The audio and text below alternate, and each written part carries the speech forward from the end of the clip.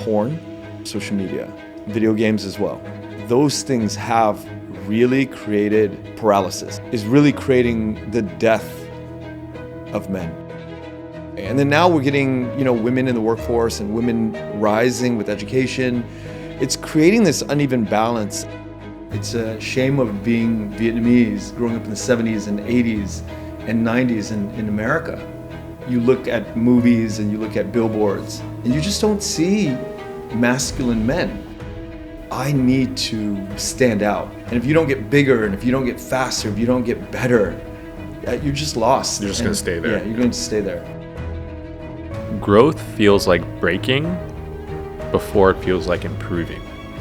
You want to break these things and go through it, because otherwise you are not growing. You don't know your limit. You got to be able to break these records, and break your body in order to improve.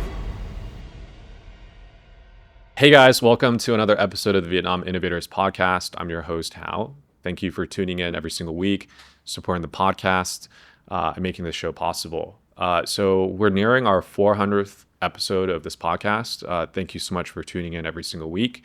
And as we get to that milestone, and it's also the Tet holiday coming up soon here in Vietnam, a few of the next episodes that we're going to be sharing are identity, all these things that we think about as humans, as human connections every day. So not just the business stuff, but who we are as people. And we've decided as a team to kind of welcome one of our close friends of not only myself, but also of Vietcetera and Vietnam Innovators, Kenneth Nguyen. So Kenneth is a dear friend of mine. He's visiting from Los Angeles. He's Vietnamese American, comes here all the time. He does a few things, but he's more well known currently for hosting the Vietnamese podcast. Go check it out on YouTube, Spotify, Apple. Ken, welcome to the studio. Thank you for having me, Hal. I really appreciate it.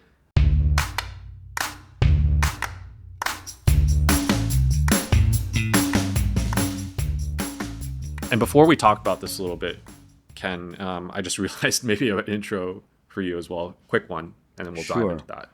Yeah. I started the Vietnamese podcast over 5 years ago. I'm in my 6th year right now. And in the beginning, I was really talking to both Vietnamese people who only spoke Vietnamese and Vietnamese Americans who spoke English only. And I was using that format to just get to know everybody. But over the years, I realized that it really stirs up the algorithm in a way that I didn't really like. So I've really kept the Vietnamese American diaspora going. Or if I'm speaking to young people in France, then we do it in English. So it's predominantly in English. Every now and then I will talk to somebody in Vietnamese and, I'll post it, but it's very rare now. Okay. But, I can interview in Vietnamese as well. How many people have you interviewed? Probably I'm over 500 now, but live, I'm at probably 461 or something like that. Yeah. And it's the first time you're on one of our podcasts. Yeah. So, big thanks. You don't come out to Vietnam all the time. And just making time today. Thanks so much. I know you got a lot of things going on. So today, guys, as I mentioned, a bit of a special format today. But instead of your normal kind of like business show, let's talk about something more personal. So what I've got here, by the way, I didn't read any of these before because Viet was like, "Oh, Hao, you should just like freestyle." Yeah. I was like, "Yeah, why not?" Yeah, why Ken not? is like one of the better people to do that with. So it's called 15 Harsh Truths About Life That Nobody Wants to Admit. So the idea is I'm gonna share each quote and then we're just gonna talk about it. Sounds good. All right, you ready? Yeah, ready. Let's go. Okay. Knock it out. So the first one is, most people want change, but very few want to change. They want the outcome, not the transformation. Yeah. I think that when people want to change, there's a technical side to changing. How do you change? Like if you want a better body, like where do you start to really change the body, right? You're kind of like talking about yourself right now, right? Probably people on camera are like, Ken's chest size is so much bigger than Hal's. Like, what the hell is he not doing? It's like... But the thing is like, not just being in the gym is a technical thing, but it's like, how do you get consistent? That's a technical thing. It's its own department, I feel. Like I get up at 4 every day and I'm in the gym by 5. How does that become part of who I am. I just turned 50 like a few days ago. Okay. And that consistency has to come from somewhere very technical. Logging in your workouts, writing different affirmations and aphorisms like that really help you hammer that. And that is developed over years. So it's like, yeah, everybody wants to change, but if you really want to change, like you got to get really deep into the digging of the technical side of making that plan work. So, I mean, going back to the quote too, most people want that change. Very few actually make it happen.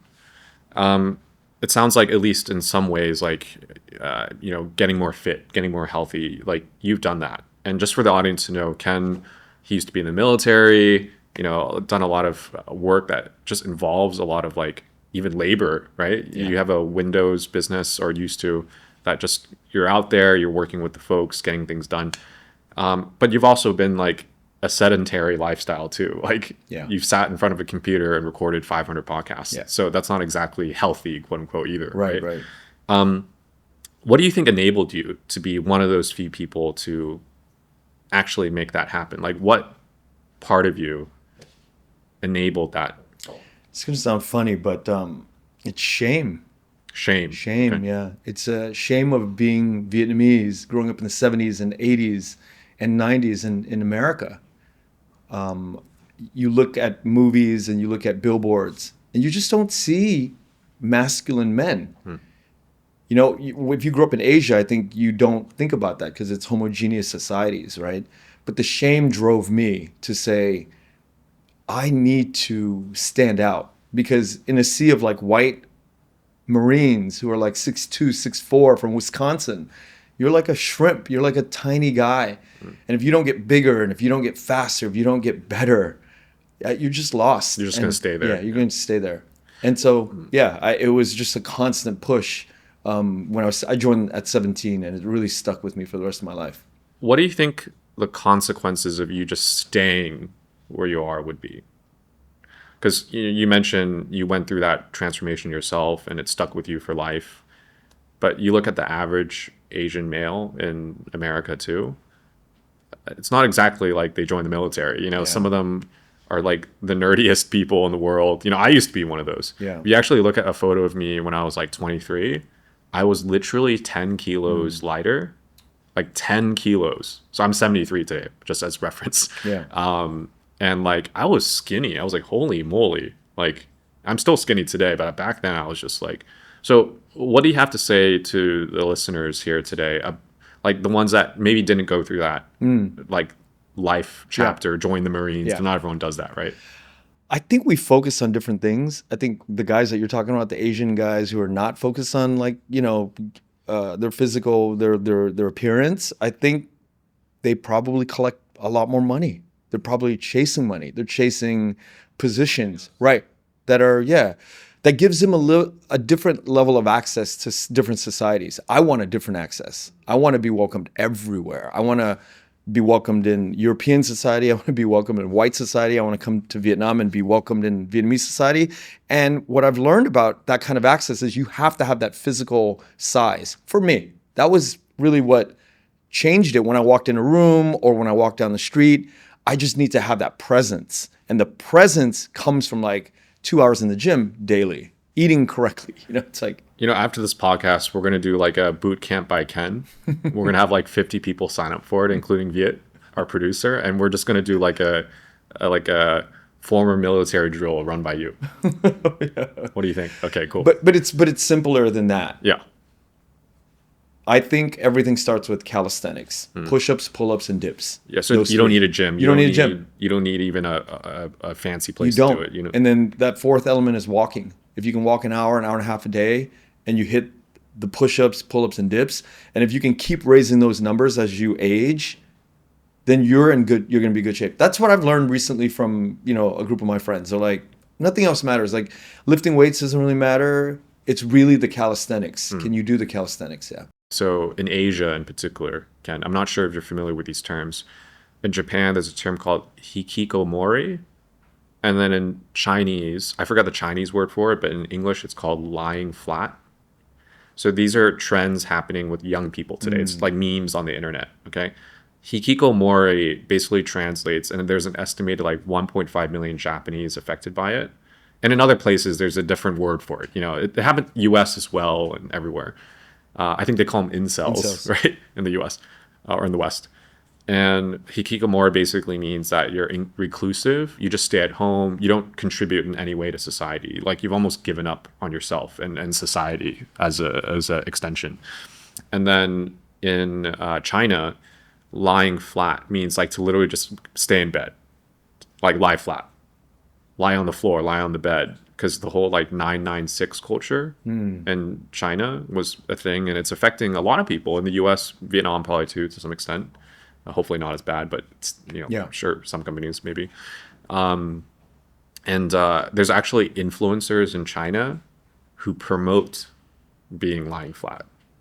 There's one creator, he's going around all the different cities in China, first tier, second tier, third tier cities, and rating them to be how appropriate it is to lie flat. It's like an epidemic. I talk a lot with other CEOs about this too, because we talk a lot about like youth and the future of young people, and there's a lot to be optimistic about. But I think this particular trend, I don't know if it existed when you were growing up. I think there's like two sides to this. I think there's nothing wrong with lying flat, quote unquote. And I think if you do it for a long time, I think you're going to get out of it. I don't think it's a permanent condition. Do you? I don't have any like Data or personal stories. So I just don't see it everyone as a- kind of goes through it. Yeah. If you have a personal, life event, someone passed away in your family, Yeah. you broke up, or, you obviously your motivation goes down, right? I think the consistency is what's key though. Everyone's motivation will go up and down.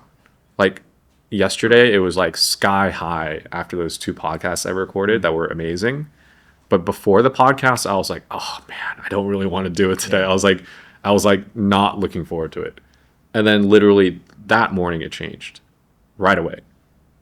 But somehow I know myself too. My consistency is pretty stable. Like despite what happens in my day, I'm not going to let it ruin me. It's just like, you just got to fight it out. But I think a lot of men who are lying down, who've given up, I think they have to kind of go through that. But here's another problem. You've heard of Scott Galloway, right? He's talking a lot about the absence of masculinity, not in a toxic way, but just in a, wake up, make your bed way, right? Like the little things.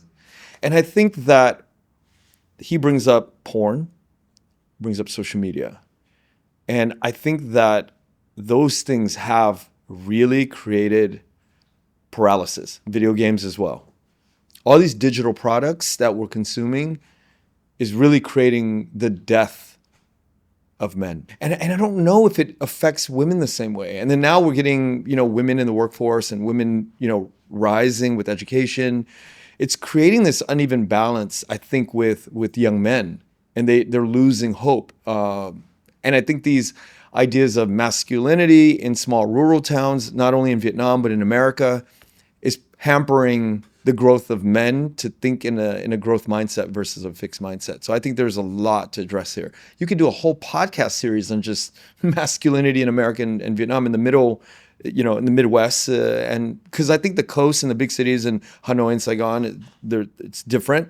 But I think when you're looking at the middle of Vietnam and the middle of the US, where you're not getting a lot of ideas going back and forth, I think that's where a lot of the problems are. Yeah, a lot to think about, and it's a global thing, right? Yeah.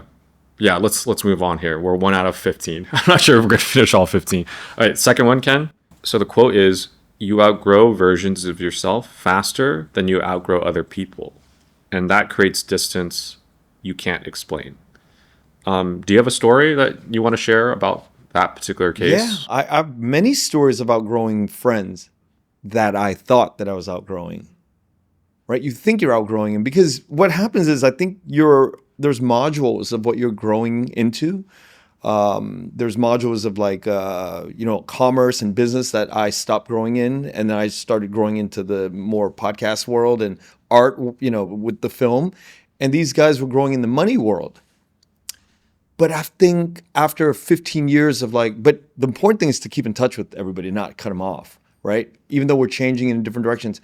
And then I found myself needing advice from some of these guys. And I would call them and we'd go to coffee and go to dinners and we would rekindle. And I'm like, whoa, these guys surpassed my understanding of the business for wherever we left off in the 90s. And they became close confidants of mine, and they began to explain to me how to reshape and rethink and recalibrate the way I think about business. So I think it's important for young people to know if you're outgrowing somebody in this department, keep it on the low burner. Keep these friends around. Do not cut people off. That's the most. And then 25, 30 years of relationships, then you're like, oh my God, I have a whole plethora of books in my library. And that's how I approach everything, right? Like you and I, there's things that, we probably don't see eye to eye on, but I'm not gonna cut anybody off because I know in a few more years, we can both be beneficial to each other socially or on a deep level, on a deep personal level, Have you ever cut someone off? I mean, people walk away from me because I can be a little much, I admit that. But I haven't, maybe one time with a very dear friend of mine, but I only let that go for 2 years. It was my decision. They kept calling me over and over. But then after a while, I'm like, I can't keep living like this. So we rekindled since.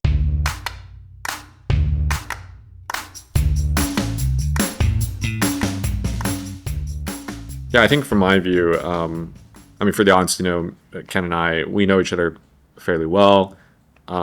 I'm 17 years younger than you. So I haven't done certain things in my life that Ken has. Like I haven't had a kid yet, for example. I was thinking of joining the military. Never did that. I won't. I'm too old for it now. But yeah, I think in my view too, it has happened. The biggest thing that I really remember was when I moved to Vietnam 10 years ago. When I was 23, I got laid off. I got a new job, wasn't really enjoying it.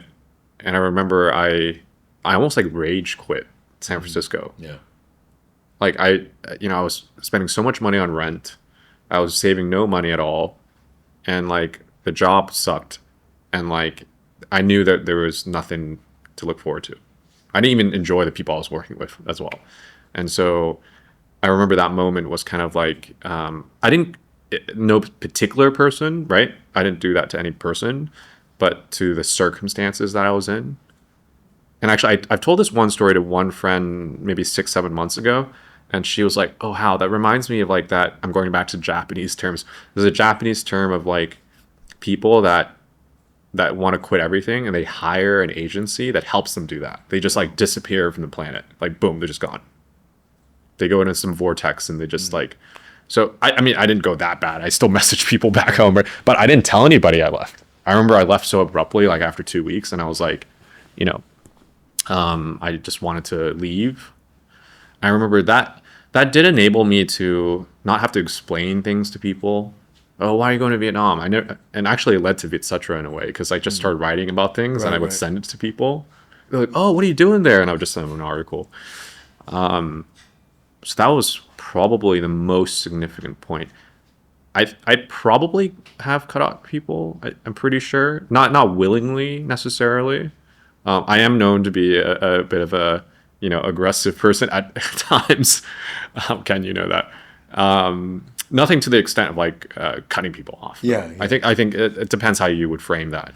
I think this idea of that we are all one is a very important thing, I think, to think about. We are all one. We are, especially for young people these days. Yeah. We are all one. We can't go off cutting each other off and burning bridges and stuff like that, no matter how much we disagree. And I think that's why the world it's in a weird place. In the condition that it's in today. Yeah, I think it's a big. We got to work back to being loving, social cohesion, and loving each other. It's almost impossible to quote unquote cut off people, especially at a large scale today, because social media. Yeah. Well, let's say it's a famous person, and they just keep popping up because they're famous or something like that, right? So it's almost like impossible to, unless you just remove yourself from social media, which is okay too. Yeah. But yeah, that's an interesting point. I want to talk next about this idea of, in my notes here, avoidance. The quote is, the biggest lie you tell yourself is, I'll deal with it later. Avoidance costs more than mistakes. Another way to frame it is like the sunk cost fallacy. If you put so much into it already, or the idea that that deadline just keeps extending itself. That reminds me of what you just said too, like we are one. People will always still be there, no matter if you cut them off, right? They're around still. So I guess the point, maybe I would love to hear from you, Ken, is the idea that the deal with it later kind of mindset, it still affects other people. You might buy yourself time, but it doesn't for the other person, right? I feel like the idea of avoidance is the thing that we're avoiding. I mean, you hear this over and over. It's like almost like a cliche now. The thing that we're avoiding is the thing that we need to be doing the first. It has to be the thing that you have to do now. It's the most important thing. Things that we avoid are things that are so burning, piping hot, and they're difficult. But those are the things that allow us to really grow. I really believe that. I mean, it's hard to practice that because I'm a diabetic, and I know I like to eat, and I love sweets. But I avoid it. I avoid like being healthy like that. I eat things that are like really bad for me. But those are the first things that's gonna keep me from like having a stroke or like having a heart attack. Is this idea of eating. We're both like smiling as you're talking. I'm thinking about the salt and straw ice cream that we like. And when somebody invites me, like you come to town and you invite me you go to that thing, I'm gonna do it. I don't have any filter or I can't control myself.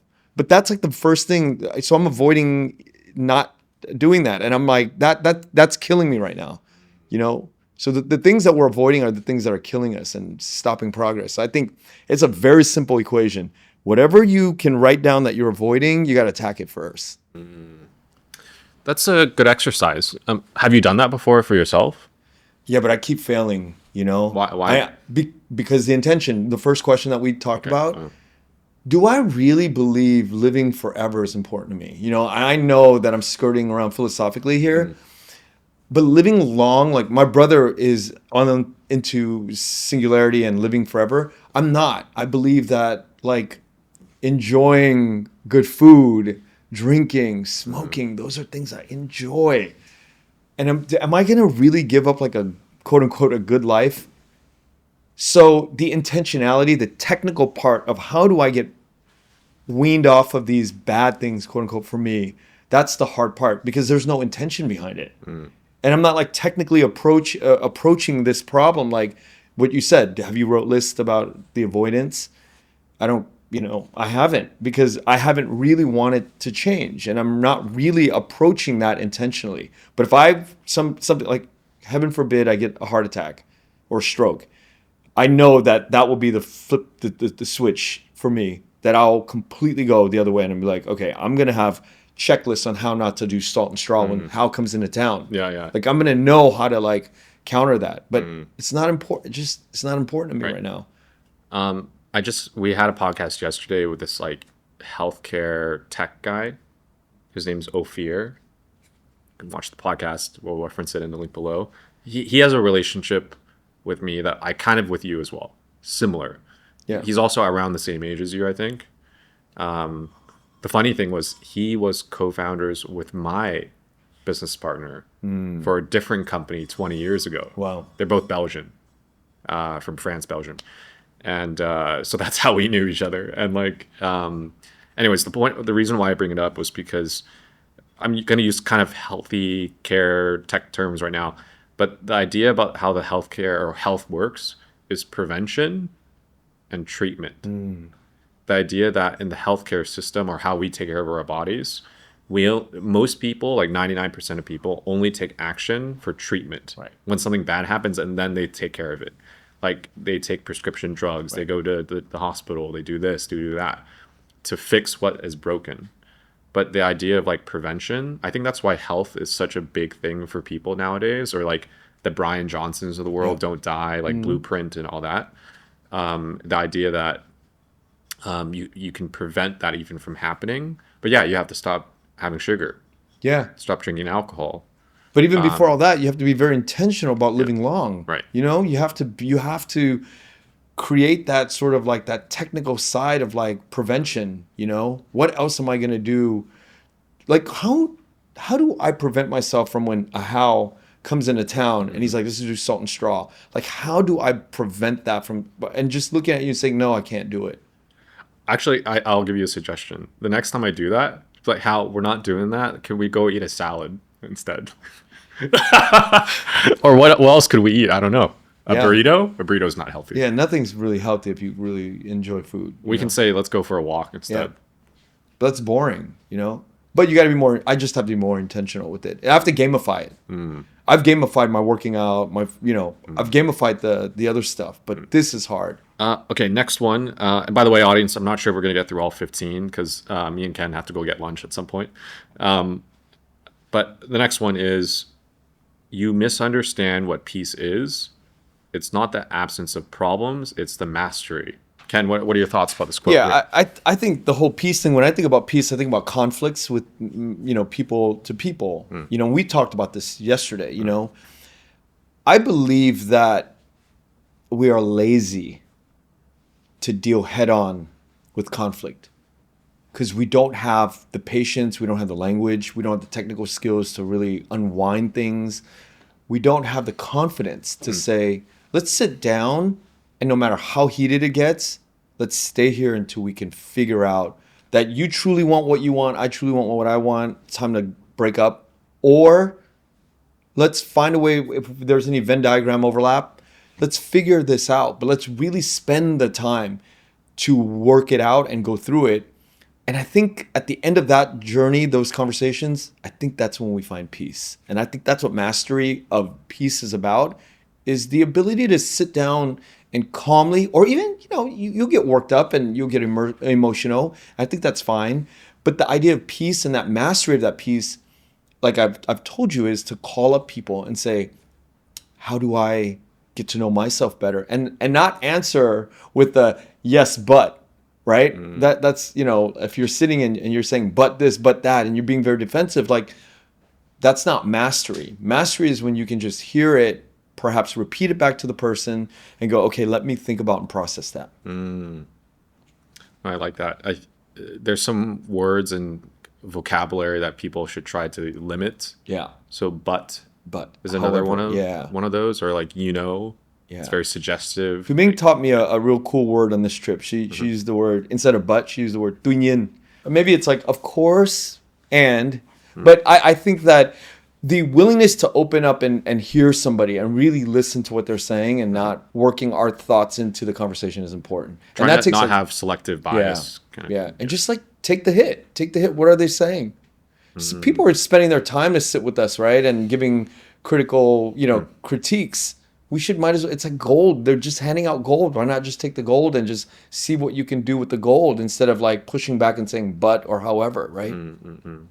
The next one is, you are loyal to habits that no longer serve you simply because you're familiar with them. Yeah. You mentioned, let's say, smoking.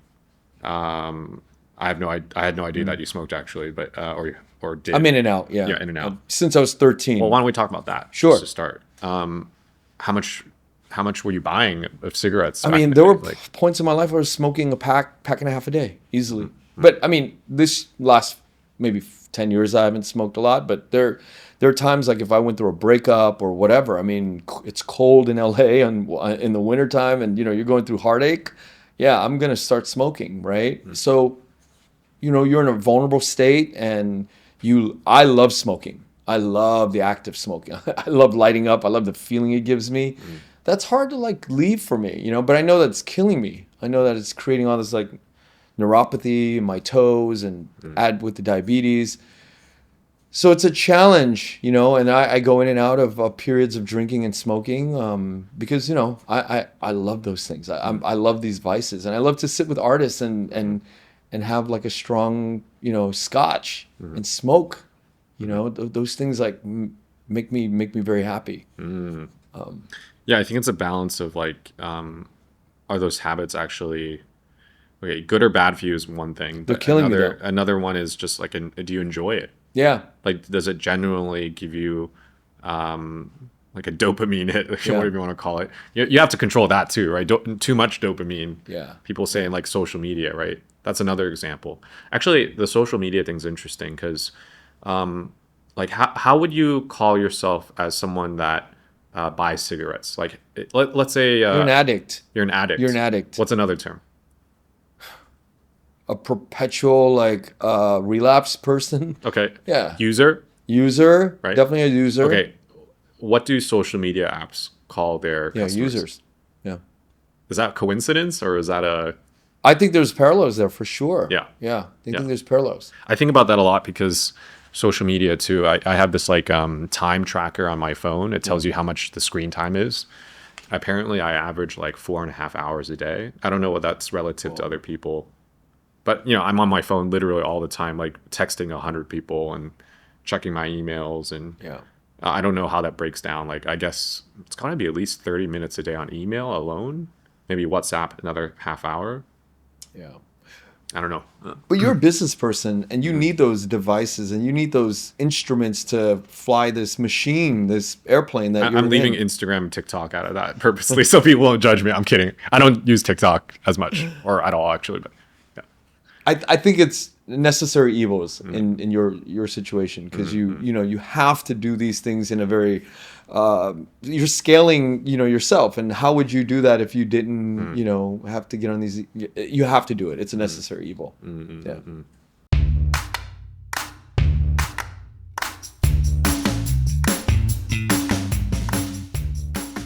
Well, let's move on. Next one.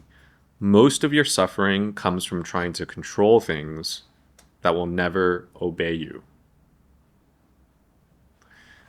So, we're talking about relationships, right? Not just romantic, but interpersonal too. You can't control what other people think, let alone, like, oh, yeah, that's a good one. You can't control what people think of you, but you can control what you do. Because if what you do influences what people think. But what if you're living in a feedback loop? You think that whatever you're doing is right, and you're just like, screw everybody and how they feel. And you never improve as a human being. Yeah. What about that? Yeah. No, I for sure. think That's another way to frame it. Yeah, and I think that you and I, we've had this discussion. I think we look at it very differently. And I'm not saying either ways, because they're both extremes. I'm an extreme person. When I look out into the ecosystem of my 40-year relationships with people, because I'm 50, I've had relationships for 40 years. I look at all these relationships and I'm like, what is that feedback giving me? Are people saying I'm a people pleaser? Are people saying that I'm just kowtowing to everybody and not spending my time wisely because I'm just so spread thin with, or like you're like, I don't need all that. I just need two people in my life. So I don't know. We need to find the balance of that sort of that litmus test of like, are we actually living with self-awareness? Because I have too much self-awareness that's detrimental to me existing in society. And maybe you have self-awareness, but you're just like, I don't care. Yeah. It made me think that when you started thinking about that, like, what influences me? So I read the news a lot, all different types, everything from the New York Times to VN Express to social media, whatever. I'm a content consumer, podcasts even. And of course, with the algorithm this day, right? Let's say you're consuming a lot of a certain type of podcast. It will know that and then send you more content that's going to then have a feedback loop because you like it. So you just keep sending you more stuff. So for instance, this is a case in point in social media today. Or even if we were to talk about, let's go back to like life in America these days, right? Or even as a Vietnamese American, right? There's a lot of content because they know that we like Vietnam content. So they serve us something related to that, Asian American content. And of course, that kind of content online today really like has a narrative that is about community, identity. Let's stand up as an Asian or Vietnamese people. Let's share that culture to the world, right? And so that obviously creates this narrative, this like strong sense of identity, which is great. Now, if you take a bad side of things, right? I just watched the Deal Book Summit by Andrew Ross Sorkin. Oh yeah, we went to the Yeah, book we went to, talk. yeah. Do you know what the Deal Book Summit is, by the way? No, I Okay, don't. it's an annual event that Andrew Ross Sorkin, the author of this book talk, we went to about a month ago in Los Angeles. It's hosted by the New York Times. It's done at the Rockefeller Center in New York. It's amazing. He has top speakers. He has like Scott Besant, Alex Karp from Palantir. He had Gavin Newsom, Erica Kirk. Wow. He had the BlackRock Larry Fink guy, like everybody, even Benjamin Netanyahu. Like I was like, wow, how do you get him on there? Don't get canceled. But he had everybody and very objective journalists, generally speaking. Yeah. I really like him a lot. And why I mention him is because one of his most iconic interviews that he's ever done on that summit was with Elon Musk. And this short video that just keeps going around the internet.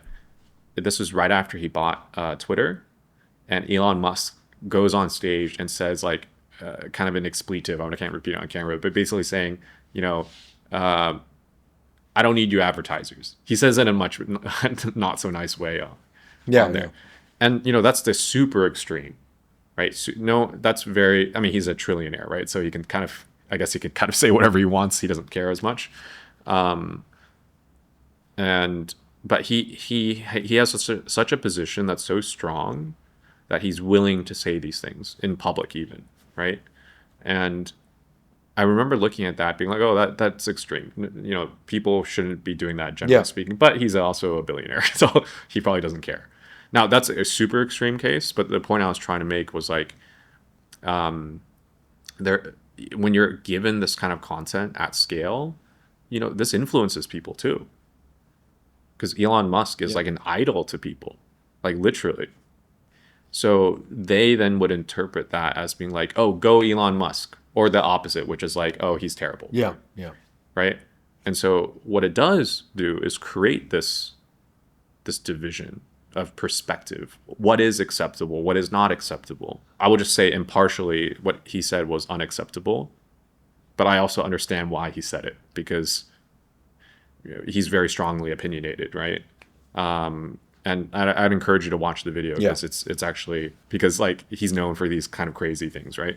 So I think you're right. I think in his case, going back to the quote we just read, is most of your suffering comes from trying to control things that will never obey you. And what can you do in the first place, though, that won't create tension? So people have even said, oh, maybe, people like Elon Musk shouldn't have access to the internet. I think that's a whole other thing. But I think it's about managing expectations. I think that's the most important. Managing your own expectations. I think that's where all suffering comes from. I think when you want something so bad and you're not like thinking about why you want it, whether it's a relationship or money, or you want to be more friendly to people, and you have to think about, why do you expect this? And we have to really think about it and think about it in a deep way. And once I think you can kind of clear in your mind why you want these things, I think you can manage expectations a lot better. Okay. So all about managing Expectations, for yourself. Yeah. And from there, I can... Yeah, I think that's what causes suffering. That's very Buddhist, and even Western Judaic Christian religions is about that too, I think. It's about managing it. And then, people are like, when you give things to God and you offer it up to God, that's like really taking the expectations out of it. It's a cheat code for, I'm not going to let it bother me. I'm not going to suffer from it because there's a man upstairs that can figure this out for me. Right. And I think that is very in line with the Buddhist way of looking at, knowing that all suffering comes from expectations. All right. Next one, Ken. You don't need more opportunities. You need more courage to act on the ones you're already given. Yeah. We've talked about this, not specifically, but themes around it. Like, in life, we have so many people we can choose to speak to. And why do we choose these people? Yeah. We have so many job opportunities. Why do we accept some? Why do we reject others? Tell me about what your thoughts are about this, like, courage idea out of this quote? Like, what kind of more courage do you need to I'm gonna act be on the ones? I'm gonna be perfectly honest with Yeah, you. yeah, I've yeah. not mastered this, and this is probably the one thing that I'm obsessed with the most. I think courage, like for me, it's a simple thing. Like I want to be able to look into the camera, and do you know who Bill Burr is, the comedian? Yes. Yeah, yeah, 2 hours. His podcast is 2 hours of him ranting into the camera. That's the extreme, but that's where I want to be. I want to do that. Because this That's is a great little TikTok right there. well, if you think about it, right? Like, what is generating all these cool thoughts from this guy's brain and Yeah. him reading and him consuming whatever he's to regurgitate it coming from his point of view, and it goes into the real world. I mean, think about it. It's just a microphone and this talk, this mouth, right? He's not leaning on a like. That's why when I think about me and podcasting, that's like easy, right? I'm leaning on you, you're leaning on me. We're like dancing together, and we have a partner, right?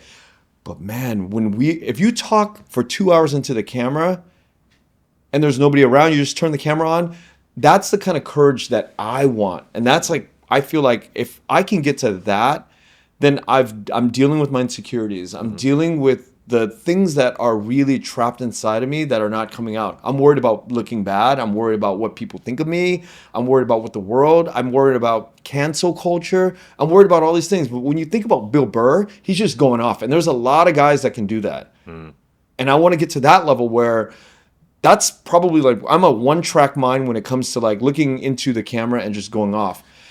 And then that creates opportunity because people want to know that authentic you. Who are you? Who are you, Hal? Like, but you're leaning on your guests. So you and I are like, showing off that, not showing off, but we're very proud that we have over 400 episodes, But to me, that's not an accomplishment yet. My accomplishment will be looking to the camera and not really caring about what the world thinks.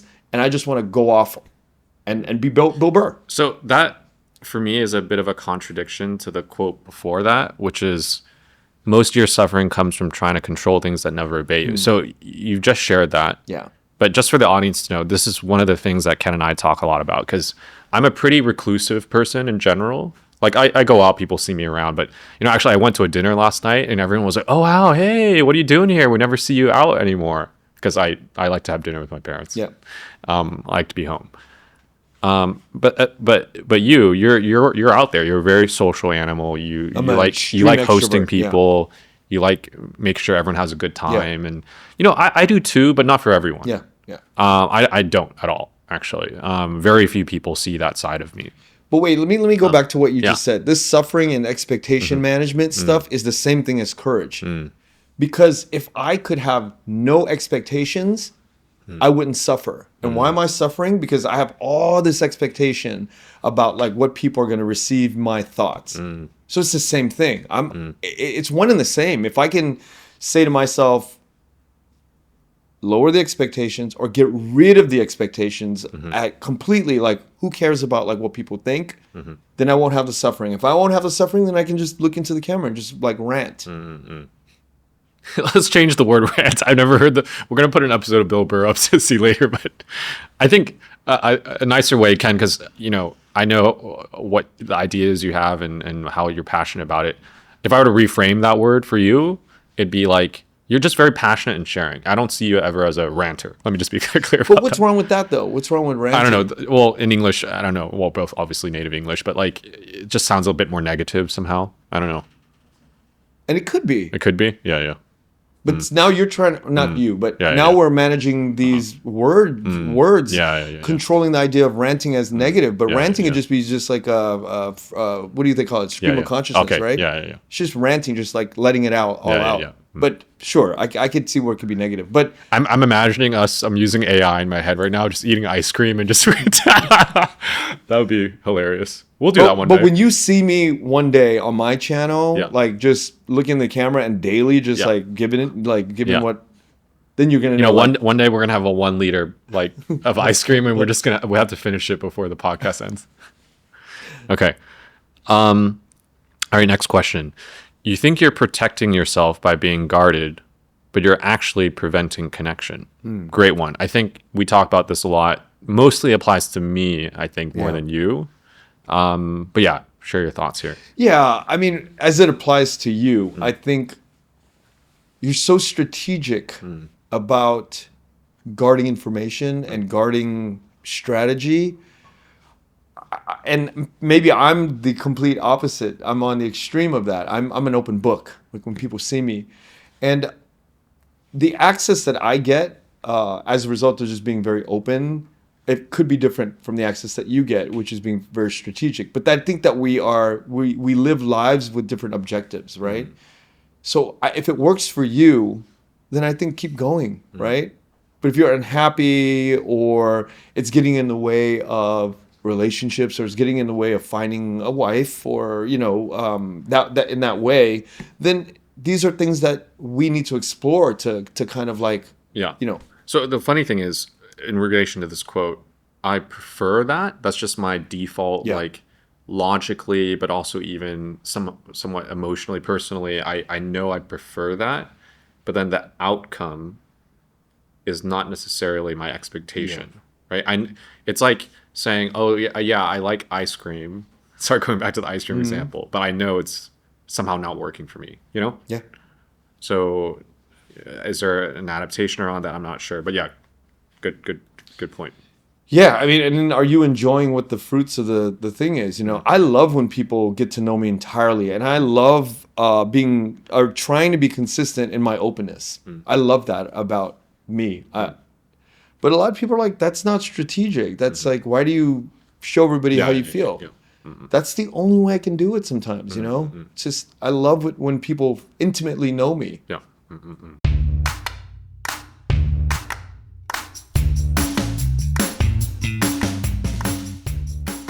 All right, next one. Next quote is, you confuse being needed with being loved, and that's why you stay in draining relationships.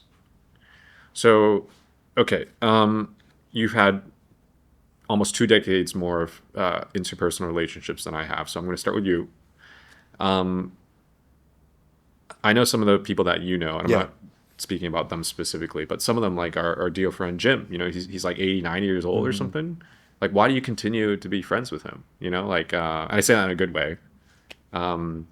Whereas some people, you kind of tone down for some reason. How do you make these decisions about this particular quote? You confuse being needed with being loved, and that's why you stay in draining relationships. If we talked about Jim, it would be like, oh, he's a draining relationship. Sorry, cut that out.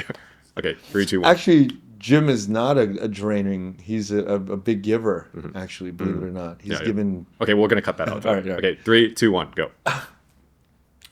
This idea of confusing need is a big thing for everybody. I think it's a big thing. But I think there's litmus tests when you think about this. When you're around somebody and you're getting to know them, especially people who are like in higher positions, you start to realize what kind of control mechanisms are showing up. And I think that when you start to analyze these control mechanisms, you're like, are you saying that for yourself or are you saying that to help me? And I think when you start monitoring these things after a while, you begin to see if you feel needed, exploited, or people who are just giving real unconditional love to you. And you can see it. You can really pick this up if you start monitoring good people and people who are gatekeeping, and then they're baiting you into this relationship because they're dangling like contacts or they're dangling opportunities. You can start to see it, because if you put that litmus test up against these people, it comes out. You can hear it in the language. You can see it in the way that they're laying out the progress of our relationship that we're growing into. No, that's a good one. It reminds me of this one case when I first moved here, actually. 23, I'm like super fresh in Vietnam. I'm like the Energizer Bunny. I'm meeting everybody. Hello, 23-year-old. And I remember one of the first folks I met, this person, she ran basically a consultancy, helped a lot of businesses, and Vietcetera was going already, a few folks on the team. And she offered to introduce all these people, and I was like, wow, that's amazing. I don't know why she's doing it, but yeah, thank you. I just thought like, I'm a new entrepreneur, new kid on the block, just making introductions. And then later, like maybe a couple weeks later, after she had already introduced me to someone, she gives me a call and being like, "Oh yeah, I heard you got potentially a new project, and by the way, usually how it works for me is I get 30% of whatever they're sending you." And I remember like, I've never heard of that. I mean, I'm okay if you just tell me in the Yeah, beginning. yeah. Like, fine, that's what a broker does, right? I'm totally agent or whatever. But like to tell me separately after you already made the intro, and then it's if like, oh, suddenly now I'm useful to you. So then you ask something, right? I remember that was my first experience on my side Yeah. experiencing that, Yeah. and I think on my side maybe delivering that it that's why like running a company is very delicate, because a lot of people depend on the company for their living or partnership or whatever, and sometimes relationships with your teammates and the outside world are also dependent on that. And my only comment there is sometimes that, especially nowadays with like social media, you see it all the time. By the way, like there's this trend in the U.S. where people get laid off virtually on video, and then people know that they're getting laid off, so they put this like behind the scenes camera recording the whole thing. I'm like, oh my god, like it's actually funny. It's like, why are you doing that? It's like, for what? It doesn't Yeah. actually help anyone aside from drawing attention. Like, anyways. Let's return back to this whole loop of like people who are, in communication with you for their own need, or are they real givers unconditionally? Our dear friend Bao Nguyen is Yeah. a film director. Yep. Super, he thinks about strategy, calculations, and, he's very meticulous about the details of how he approaches everybody. But when I'm around him, I always get unconditional love. Even if it's like, bitter, or if it's like, it's tough advice that makes you really question, like, did I make the right decision? He's just wise beyond his years. But what I think about in my relationship with him is throughout the years, 15 years or whatever, what motivation does he have with me? It's always giving. You can see it. Right? And he's like the litmus test for me. He's like the gold standard of doing things that benefit his community, right? And then there's other people who are like, they want to be around me because they want the access. And you can start to see it very clearly. And I think once, like even between you and me, I've known you for a few years, and yeah, there's plenty of times where I think on the outside where it's like, can I pair up and do things with you and collaborate? I'm like, no, that's just something that when the right time comes, the universe puts it into place. And the actual like needing something from each other, if it comes with like purity and authenticity, like if you came to me and said, look, I like to keep profits. I like to hold on to my money. And I have no problem with that, right? No problem with that if you said it. But here is what I can give you. That's so important. It has to be a win-win. It has to be a win-win. I'm going to hold money because I set this company up and I have this opportunity, but I'm going to give you an opportunity too. And you label it and you clear it, like lay it out on the deck.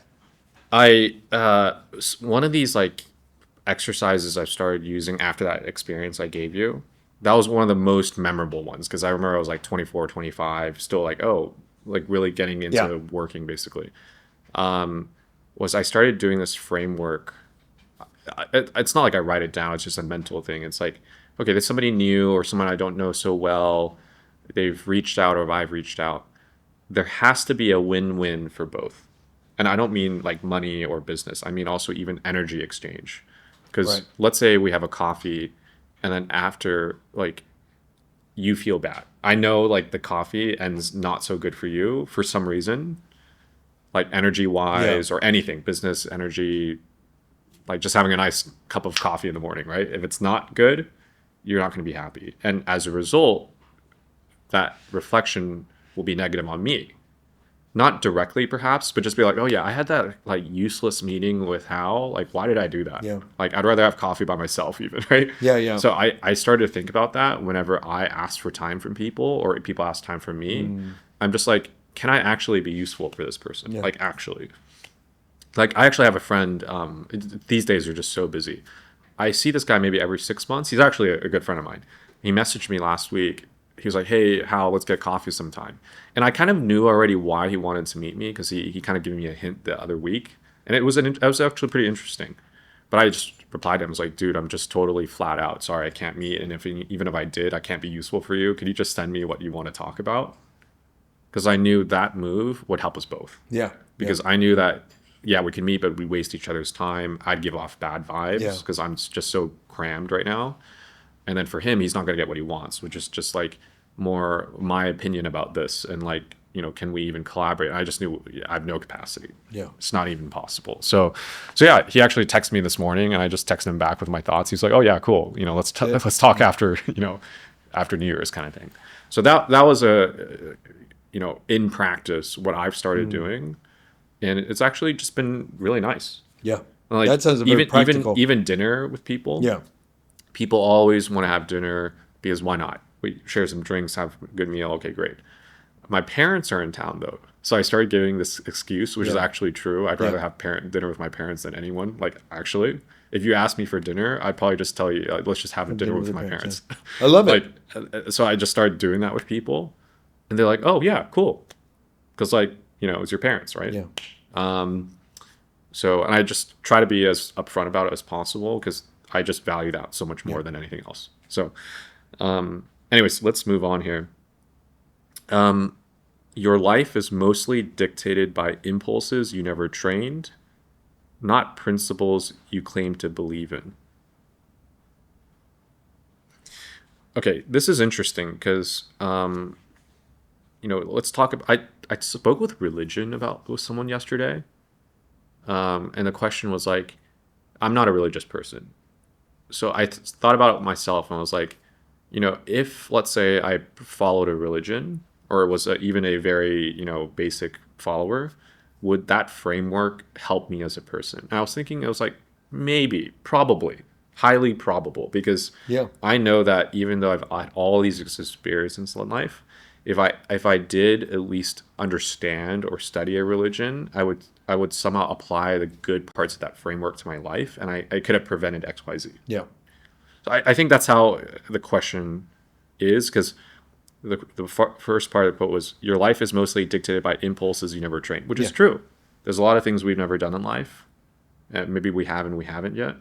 What are your thoughts about that? Yeah. As it pertains to religion, as I get older, I get more and more into it. I fought Catholicism because my parents wanted me to become a Catholic priest growing up, and it really shattered any chance of going to Harvard or Yale or these Ivy Leagues. I thought I was smart enough, but when you're told you're going to be a celibate person, you're going to live your life as a priest, you shut all of those things down, and all your friends are trying to get to Berkeley and these Ivies, and I felt robbed of those dreams, so I shut down Catholicism. But you can't throw the baby out with the bathwater, right? So I've gotten older, I'm like, they really knocked Buddhism. So now I take a very open approach. Mm-hmm. It's like, okay, what were the good tenets of Catholicism or Judeo-Christianity? What are the good things about these religions? What is the good things about the Buddhist philosophy and the way of life? And so I try to combine it all, and I think and learn from it. And learn from it. That's it. Yeah, and learn from it. And I think that the idea of just staying open and not combating what we're traumatized from before breaks us free of anything that binds us and that holds us back. Mm-hmm. But it's still there, man. It's still like these voices of Catholicism and the guilt that comes with it. It really hinders some of the things that I want to do in life. Yeah. Okay. Very cool. We only have a few more here, Ken, just by the way. Okay, next one is, you don't lack answers. You lack the honesty to face the ones you already know. Yeah. That goes back to the earlier question of you having the courage to just do it, right? I think that... Oh, courage and honesty. How would you say those are different? Not much. I think courage is more of the act of it. Honesty is more of the thought of it, right? I think it's both the same. If you're honest with it, you can say, I have the courage or not. I'm sure there's very big distinctions there, but I think they're very related. They're cousins of each other. Yeah. Yeah. Okay. Yeah, good one. Cousins. That's a good one.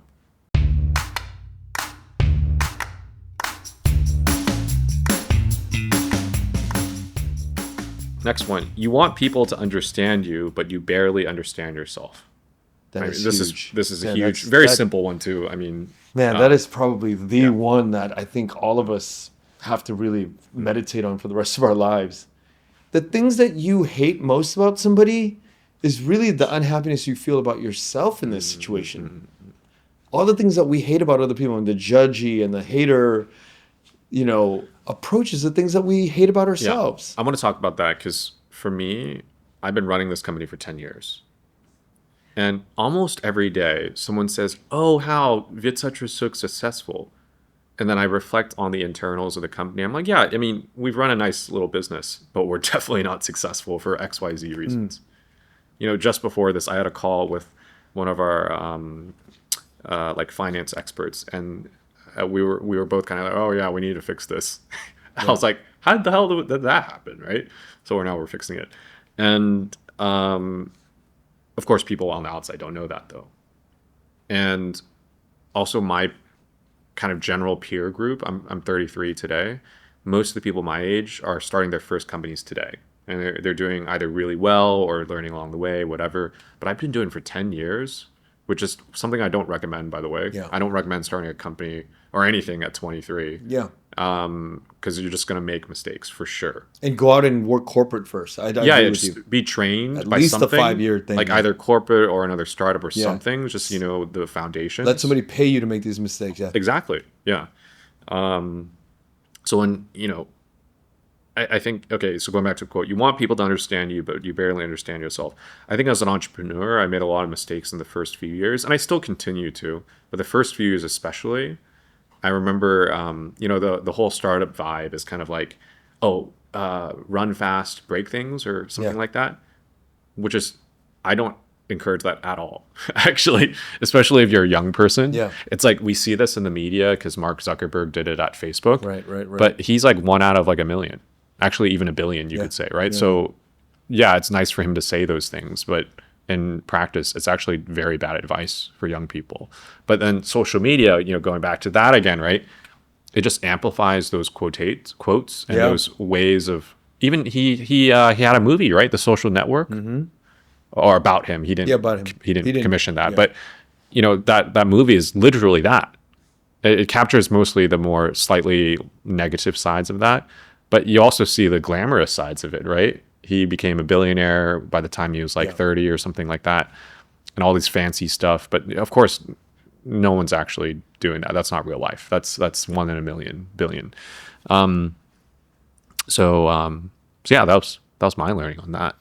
Yeah, and going back to the original question here is basically knowing yourself well enough. I think that's a prerequisite for every department of your life. If you know yourself well enough, as a lover, you'll be better. As a father, you'll be better. But when you don't know yourself, and I deal with this, I'm living in that quagmire all the time, like not really knowing myself, because there's certain conditions where you're like, whoa, this is the first time I've seen it, or I've seen it over and over again, but I've never examined it to really be settled and think about why I'm going through this, And I think the important thing is to really dig deep into who you are, because these judgments that we have to the outside world, we're just judging ourselves. No, good one. Next one is growth feels like breaking before it feels like improving. So let's use your fitness. Yeah, I was just going to say that. And that's the easiest, to look at, right?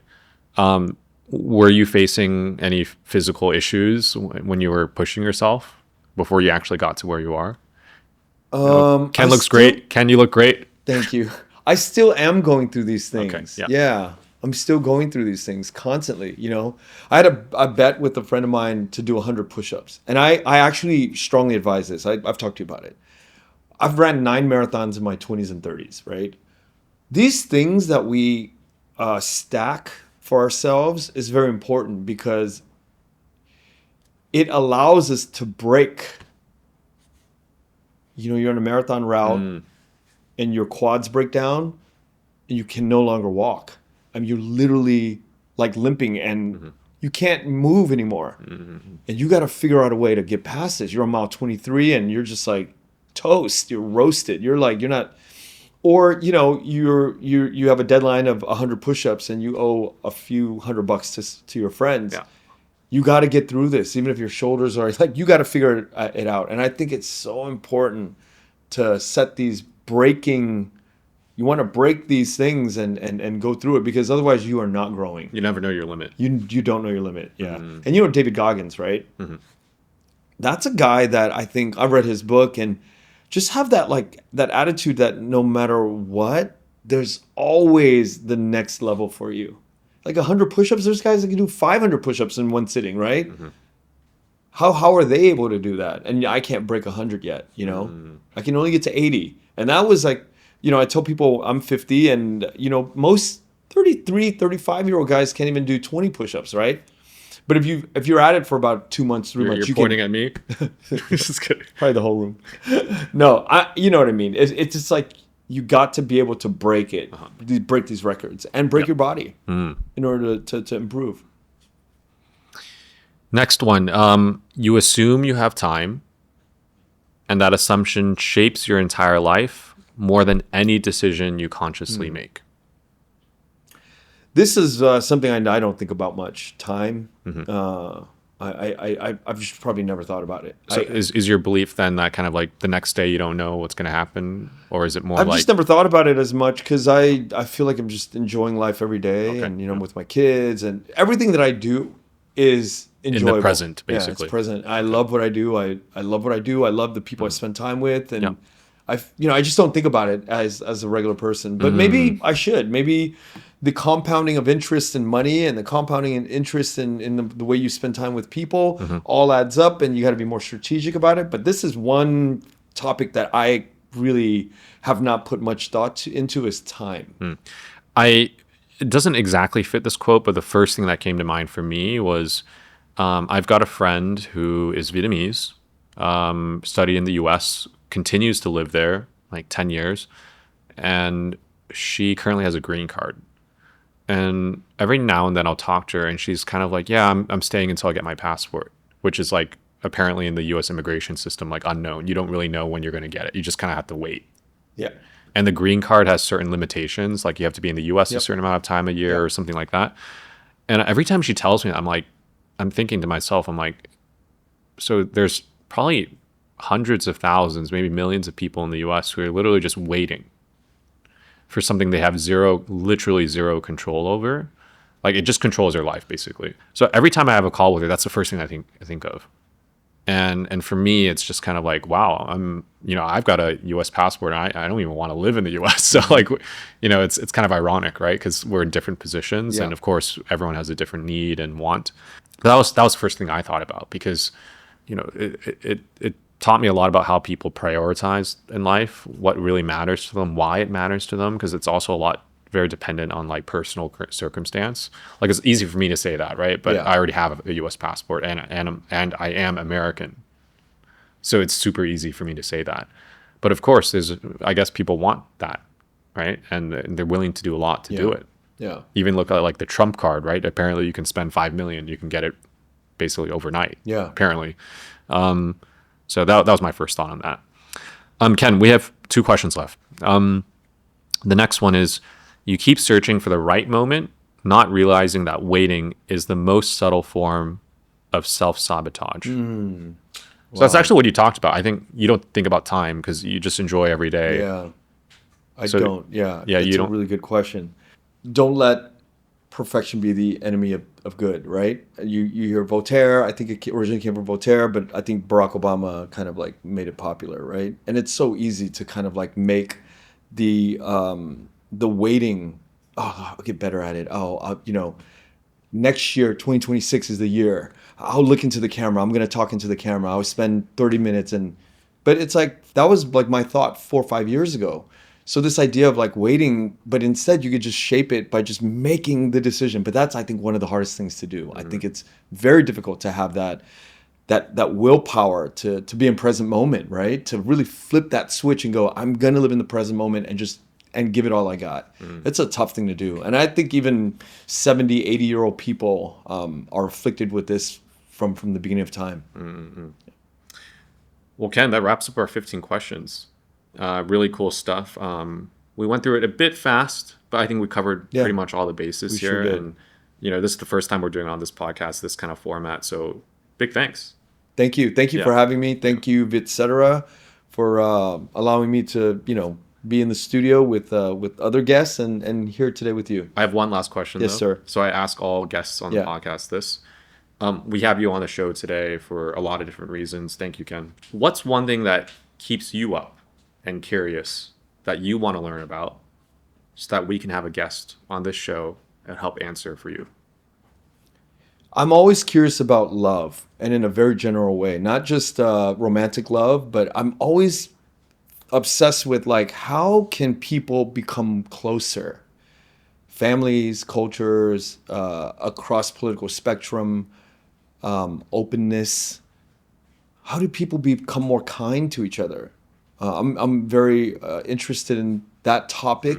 People who can somehow manage to bring love and kindness to our lives through openness are people that I'm generally interested in. And whether they're professionals at sports or business or artists, I believe all religions talk about this idea of love. And, we don't need to get into all the philosophical tenets or canonical teachings and the doctrines of these religions.